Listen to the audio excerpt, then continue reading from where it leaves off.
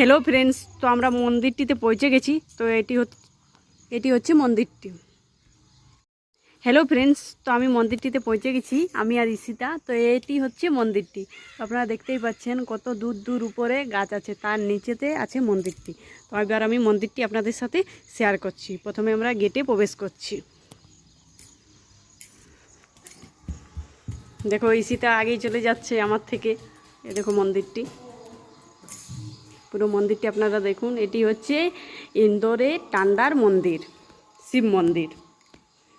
তো এখানে কুকুরটি এখানে থাকে, দেখতে পাচ্ছেন। এখানে একটি মন্দির আছে, এখানে পুরো মন্দিরটি। এখানে টিপ নেওয়া হয়, তো আমি ঈশিতাকে একটা টিপ দিয়ে দিচ্ছি। তো আমি চেয়েছিলাম ঈশিতাকে দিয়ে দেবো, তো ঈশিতা নিজের থেকেই নিচ্ছে।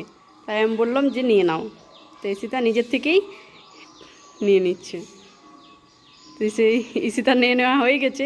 এবার ঈশিতা বলছে মা তোমাকেও দিয়ে দেবো। তো আমিও বলছি যে ঈশিতা তাহলে আমাকেও একটা দিয়ে দাও। তো ঈশিতা আমাকে দিয়ে দাও।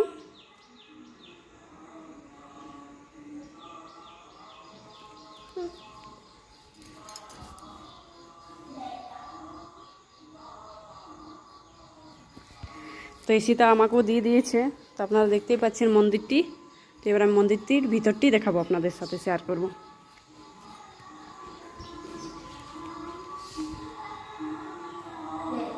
তো এখানে একজন পূজা করছে।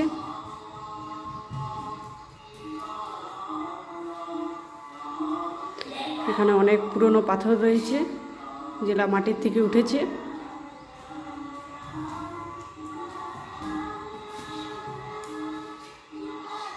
এই হচ্ছে শিব মন্দিরটি, যেখানে পূজা করা হয়।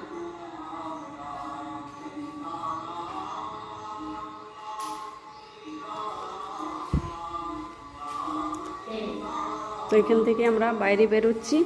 এরপর আরও কিছুগুলো মন্দির আছে, যেটা আমি আপনাদের সাথে শেয়ার করব।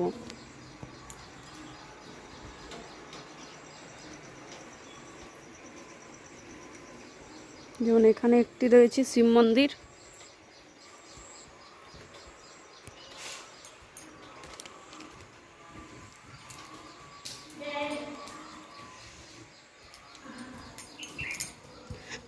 এখানে চন্দনের টিক্কা নেওয়া হয়।